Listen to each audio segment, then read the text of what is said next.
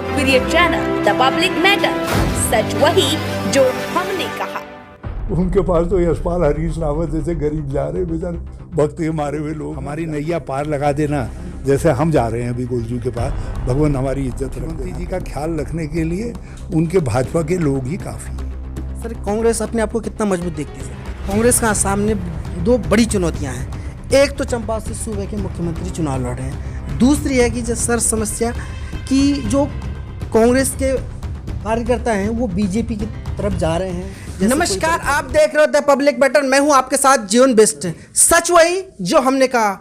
आज हम उत्तराखंड के चंपावत डिस्ट्रिक्ट पे चंद राजाओं की राजधानी पे बने हुए हैं। आज हमारे बीच कांग्रेस के कद्दावर नेता आज हमारे पास बचे हैं, पूर्व मुख्यमंत्री हरीश रावत जी। हमारे कार्यक्रम में आपका बहुत बहुत स्वागत है।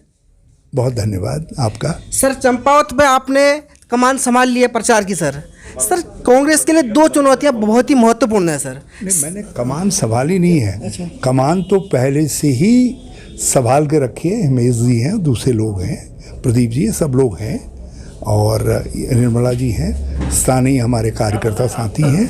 हमने और यशपाल जी ने आ करके उसमें इनपुट दिया है, और यशपाल जी यहाँ 28-29 तारीख तक लगातार रहेंगे। मैं 2-1 दिन रह करके मैं निकल जाऊंगा। जी सर, कांग्रेस का सामने दो बड़ी चुनौतियां हैं।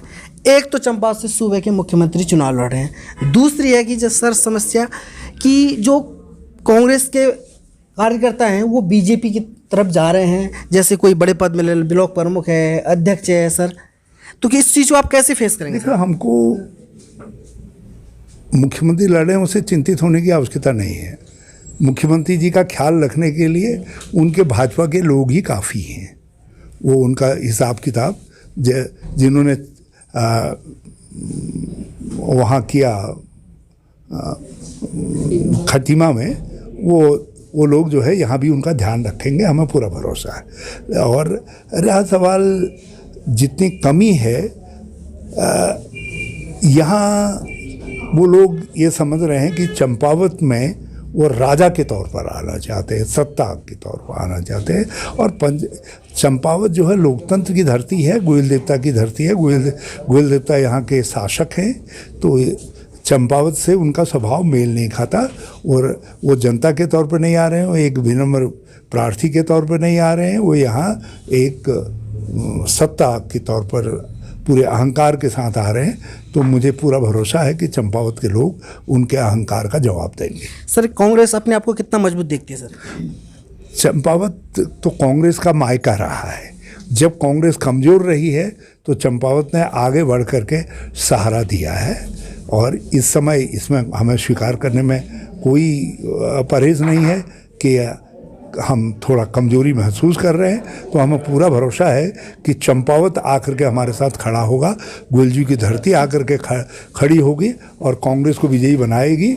और ये पूरे प्रदेश के लिए और बल्कि देश की राजनीति के लिए बड़ा टर्निंग पॉइंट होगा, एक बड़ा बदलाव लाएगा। घमंड नहीं चलता।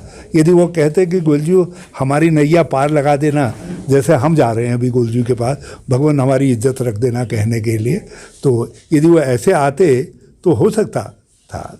लेकिन अब वो जब घमंड के सहारा आ रहे हैं, 55 के पार आ रहे हैं, तो गोलजू कहेंगे जब तुम 55 के पार हो तो फिर तुमको मेरे पास आने की ज़रूरत क्या है। उनके पास तो यशपाल हरीश रावत जैसे गरीब जा रहे, बेचारे भक्त के मारे हुए लोग हैं, हम जा रहे हैं। तो सर, चंद राजाओं की जो राजधानी है चंपावत, सर समस्त जनता को सर क्या संदेश देना चाहते? गोयलजू ने यहाँ के राजाओं को भी न्याय प्रिय बनाया है, और इसलिए यहाँ की जनता भी न्याय प्रिय है। और न्याय का तकाजा है कि कमज़ोर के साथ खड़े रहो। हम कमज़ोर हैं, हम लोकतंत्र के सेवक हैं। लोकतंत्र के लिए कांग्रेस को शक्ति मिलना ज़रूरी है। इसलिए हमें पूरा भरोसा है कि गोयलजू की धरती, चंपावत के भाई बहन हमारे साथ खड़े होंगे। फिर ये चुनाव नारी के स्वाभिमान का चुनाव हो गया है।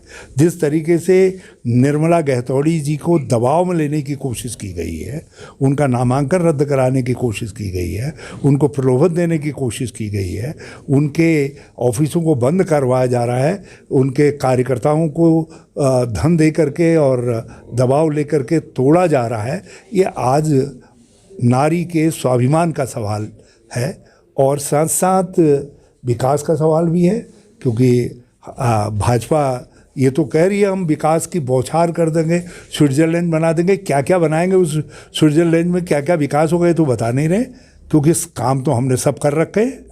उससे ऊपर बताएं क्या करें, तो वो बताने के लिए इनके पास कोई एजेंडा नहीं है, तो वो है। और तीसरी बात है जो है चंपावत का अभिमान। चंपावत के अभिमान यहाँ के गोयल देवता है।